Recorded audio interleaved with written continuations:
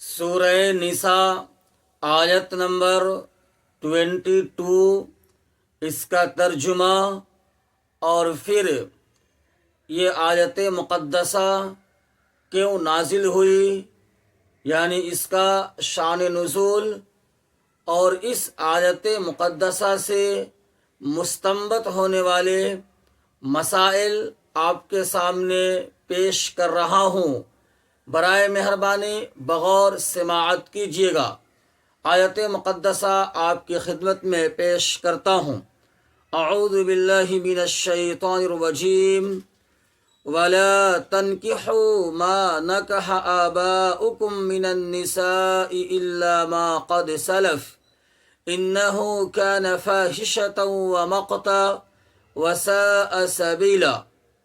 اور تم لوگ نکاح نہ کرو ان عورتوں سے جن عورتوں سے تمہارے باپ نے نکاح کیا ہے، الا ما قد سلف، مگر جو باتیں پہلے گزر چکی، انہ کان فاحشۃ ومقتا، بے شک یہ بے حیائی کی بات تھی، ومقتا، اور خدا کی ناراضگی کی بات تھی، وساء سبیلا، اور یہ بہت ہی برا دستور تھا۔ دراصل بات یہ ہے کہ آپ صلی اللہ علیہ وسلم کے آمد سے قبل جہاں اہل عرب میں بہت سی برائیاں اور بے حیائیاں عام تھی، وہیں ان کے یہاں ایک برائی یہ بھی تھی کہ وہ لوگ اپنے باپ کی بیوی سے باپ کے انتقال کے بعد یا باپ کے طلاق دینے کے بعد نکاح کر لیا کرتے تھے، اور اس کو عیب بھی نہیں سمجھتے تھے۔ ان کے نظر میں باپ کی بیوی سے نکاح کرنا کوئی عیب کی بات نہیں تھی۔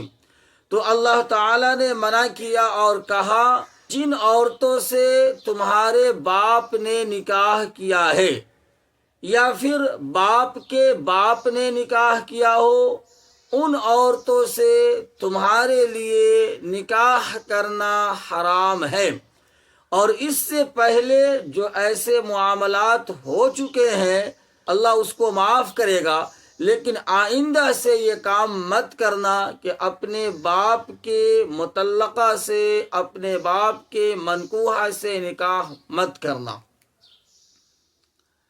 اور پھر آگے اللہ نے فرمایا، لوگ اپنے باپ کے منکوحہ سے باپ کے انتقال کے بعد نکاح کرتے تھے۔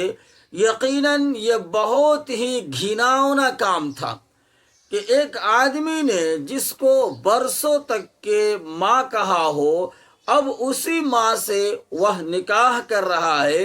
ایک بہترین طبیعت کا انسان اسے کبھی بھی گوارا نہیں کر سکتا ہے۔ پھر آگے اللہ نے فرمایا کہ یہ خدا کے ناراضگی کا سبب بھی تھا۔ اللہ نے اس وجہ سے منع کیا کہ تم اپنے باپ کے بیویوں سے نکاح مت کرو۔ اب اس آیت مقدسہ کی شان نزول میں آپ کے سامنے پیش کرتا ہوں۔ محسن بن ابی قیس رضی اللہ تعالی عنہ، ان کے والد محترم کا انتقال ہو جاتا ہے۔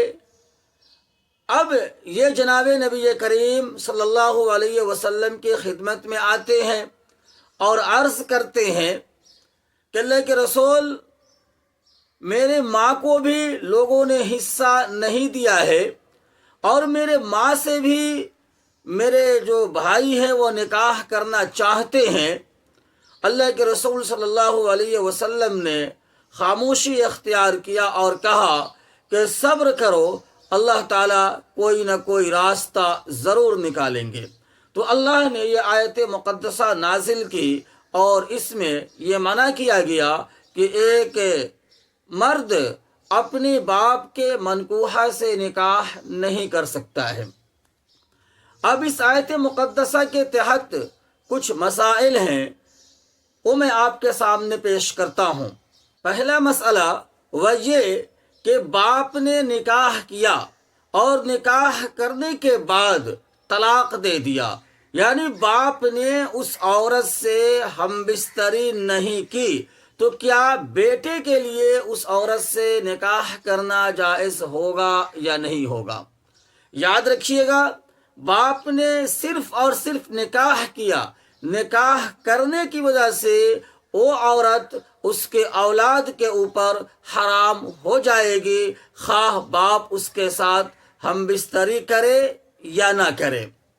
دوسرا مسئلہ، باپ نے جس عورت کے ساتھ زنا کیا ہو، اس عورت سے لڑکے کے لیے، اس کی اولاد کے لیے نکاح کرنا جائز نہیں ہے۔ تیسرا مسئلہ، اگر